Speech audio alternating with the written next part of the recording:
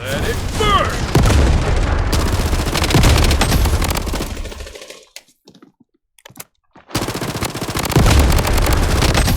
Down! Sana lang yan, kaya mo yan. Bulag. Paano ako na-down nito? Bulag siya. Paano nangyari yun?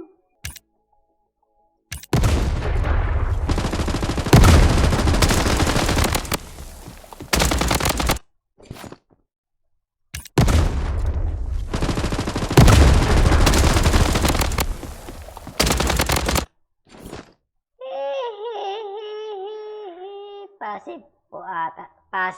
Possible. Hindi, ang striker niya kon eh. Ano ba yung striker niya? Buwan yung gamit niya oh. Si tawag nito Alondra. Hindi naman ganyan ang passive ni Alondra. Ang may ganyang passive si Nacho, si Bal. Yan yung may ganyang passive eh. Ano? Alondra.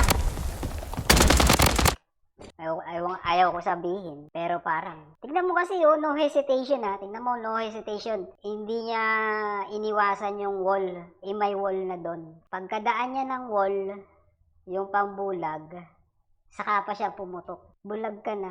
Tignan mo. Ayan oh. Oh, nakatutok. Naka-aim na siya kahit may harang doon. Dapat hindi na ako kita doon, di ba? Dinire-diretso niyang nilakad. Pagkatawid niya, bulag na siya, sa kanya ako pinutukan.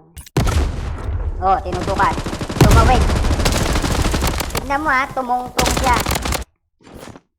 Tumungtong pa siya. Tignan niya yung huli niyang movement. Pagkabulag, bago siya mabulag, parang inakyat niya yung bubong. Tignan niyo ha, ulitin natin. Oh, tumutok. Umakyat.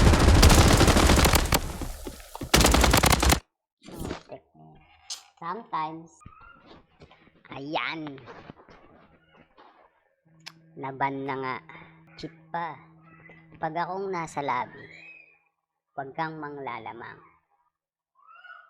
Matik, makokontent ka, may kalalagyan ka.